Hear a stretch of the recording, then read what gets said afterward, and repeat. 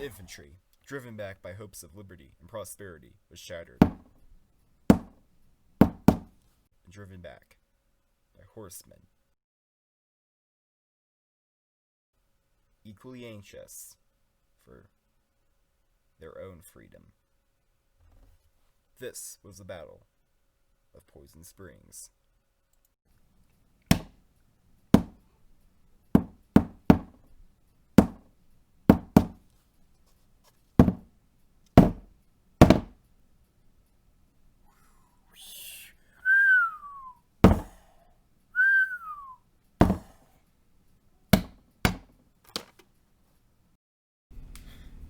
So, our story takes place during the American Civil War, west of the Mississippi River, 1864. Now, the war had been going on for about a few years now, and both sides were in the West having a bit of a dull and dreary stalemate. Now, the Confederacy had been pushed back by the Union Army to the Red River, and the Confederacy wanted to, of course, push back. So, Confederate commander General Kirby Smith placed Brigadier General Samuel Maxey in charge of the Indian affairs and ordered him to speak with their Indian allies because he had a bold plan of attack in order to advance the Confederate cause. So, Maxey went to Armstrong Military Academy, and there he met with representatives from each of the 5 civilized tribes, and he spoke with them about taking their combined forces and joining the Texans in order to push the Feds back to the Arkansas River. However, the natives were not impressed, to say the least, and Native American support for the rebel army had been reluctant for quite a while now, since they were on the losing side. At the moment, of course. However, the Native Americans were also desperate to push back against the North, and so they agreed. And then Maxey marched off with Native Americans, mostly Choctaw, Arkansans, and Texans against the North into Arkansas. And meanwhile, the Union Army, which was fed up with victory, was developing a plan of attack into eastern Texas. So, Union commanders General Banks, Steele, who was in Arkansas, and General Sherman planned to meet at Shreveport, Louisiana, to launch that strike in eastern Texas. Now, the Union had been winning up to this point, and the generals agreed, thinking it was a great idea. So, General Steele left with the 7th Corps, which was composed of Union units from Fort Smith and Little Rock in Kansas. On his way, he stopped at Camden, where he skirmished with Confederate General Price's forces. However, once he won, he decided to stay put there, fearing Confederate guerrilla forces of greater strength and magnitude. But, as he stayed there, by April the 16th, his army was cut down to half rations. In order to feed his hungry troops, he heard of 5,000 bushels of corn located 16 miles west of Camden, and so he sent 198 wagons with an escort, led by Colonel James Williams, to retrieve the corn and feed his troops. Now, included in this escort was Williams' 1st Kansas Colored Infantry, which, along with its sister unit, the 2nd Kansas Colored Infantry, consisted of the first African American soldiers to be recruited during the Civil War and to become part of the American Army, possibly the first in history. So, these colored troops, along with other Union troops, traveled with Williams to retrieve the corn. However, when they got to the location, they found only half that amount, and were only able to retrieve 2,500 bushels of corn, since the other half was treating Confederate forces or farmers who were sympathetic to the Confederate cause. Now, while scavenging, the Union soldiers stopped at nothing when looting, using sacks as mattresses, taking them from the civilians' houses, because, you've got to do anything to get food. They also packed up other trinkets, such as jewels, tin, and other knickknacks, as well as meats eggs, and other food supplies. So it wasn't limited to just corn, but it was mostly corn. This goes to show the brutality of war, no matter what side it is. So, having packed up the corn, Williams traveled back to Camden. However, after 4 miles, he was ambushed by Brigadier General John S. Marmaduke and Brigadier General Samuel Maxey, and the Battle of Poison Springs had begun.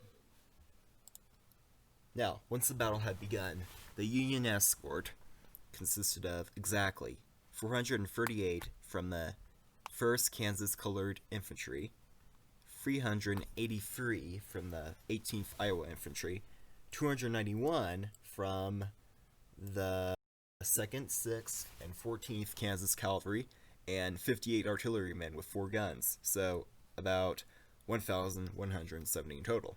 Now, the Confederate force, under Brigadier General Marmaduke, had about 12 cannons and over 3,600 cavalry, and that included 786 Missourians, 1,500 Arkansans in brigades, and those were divided amongst Brigadier Generals William L. Cabell and Colonel William A. Crawford under Marmaduke.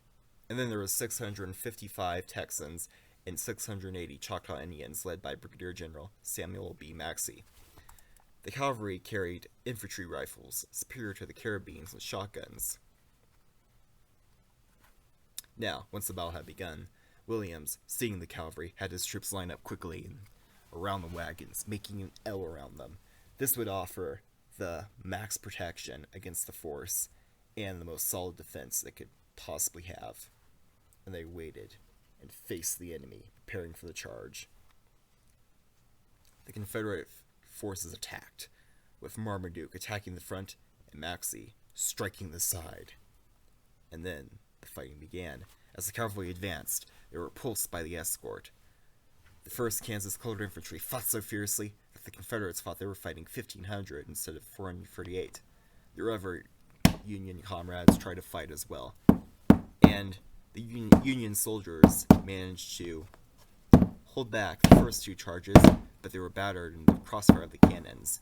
And those cavalry charges had thinned their numbers so badly that they wouldn't be able to hold for the 3rd charge. And as that 3rd charge came, the 2nd Indian Cavalry, under Colonel Tandy Walker, whooped their furious war cry, and their charge allowed the Texans to get into the slaughter. And then the Union line was overrun, and they broke. It was a deadly struggle, but in the end, Williams managed to make a tactical retreat into the nearby swamp. And so, he was able to make it to safety. But the Confederates had seized the corn. Now, the casualties were 301 from the Union side, and it included 183 of the 1st Kansas Colored Infantry. Now, the number of dead black troops was reported to be 400 by the Texan artilleryman Lieutenant William Stanford, while General Kirby Smith claimed that about 600 Union troops were dead. Williams admitted that, of course, was unusual that their number of dead exceeded the number of captured, and I'll explain why later, why that was so unusual. Now, it is said for the Confederate dead, the casualties were around 114, so much less, and it was obviously a decisive victory for the Confederacy. Now, Williams had managed to circle around from the swamp back onto the Camden route, where they managed to reach the city. Now, the most horrifying fact of this battle was the outright butchering of African-American troops. Now, as I said before, the number of Union casualties far exceeded the number of captured, and it was very unusual, and here's why. African-American prisoners, when they were captured, were murdered right on the spot. They were even ransomed, or given even a second to plead. They were just killed just like that, wherever the Confederates could find them. Of course, ever since the war began, the policy of the Confederate Army towards black soldiers was, blandly to say the least, immediate death. And black soldiers were considered to be uprisings and rioters against their white masters. And of course, any white officer found leading them would be charged for instigation of such slavery uprisings and would be punished accordingly. And so, the Confederates utterly wiped out whatever African American soldier they could find. It was brutal, and I really mean it. In fact, the Choctaws, such as from the 2nd Indian Cavalry, took particularly fierce pleasure in the slaughter. In fact, Colonel Tandy Walker's hungry, half-clothed Choctaws, as he put it, stripped, scalped, and used the bodies of Negro troops as gravestones, exacting revenge on them for their losses at Honey Springs, an earlier battle fought in Oklahoma. In this battle, the 2nd Indian Cavalry was engaged with the 1st Kansas Colored Infantry, and the black troops defeated the Indians quite decisively. The Indians are bitter of this ever since, which explains their vengeance. This horrible event is what Poison Springs is perhaps the most famous for. And a memorial has been built to the 1st Kansas Colored Infantry in Arkansas ever since. Now, upon leaving Camden, Williams, of course, had just received a letter that Union troops flew. Now, meanwhile, after the battle, once Williams had got back to Camden and informed Steele of his severe defeat and the loss of the corn, Steele knew that he could not hold out. But he was finally convinced to leave when he received word that General Banks had been repulsed by General Kirby Smith, and he knew the combined power of Smith and Price would now be concentrated on him. So, Steele finally made the decision to make his retreat back to Little Rock, where he would escape past the Red River, or so he hoped. Now, the 1st Colored Infantry, along with its sister unit, the 2nd Infantry, mourned its losses of their fallen comrades. However, what Steele on his way to Little Rock was intercepted by Price and Smith at Jenkins Ferry, and a battle had ensued. The last battle of the Camden campaign. The fighting was intense and brutal, but Steele managed to win and push on, yet he sustained heavy losses while doing so. During the fight, the 2nd Colored Infantry saw the 2nd Indian Cavalry and rushed upon them with a mighty war cry, shouting, "Remember Poison Springs!" and were dead from the 1st Colored Infantry. And that is how they took vengeance upon the killers of their fallen comrades. From this battle, Steele managed to remain victorious, and he retreated to Little Rock just in time, making it to safety.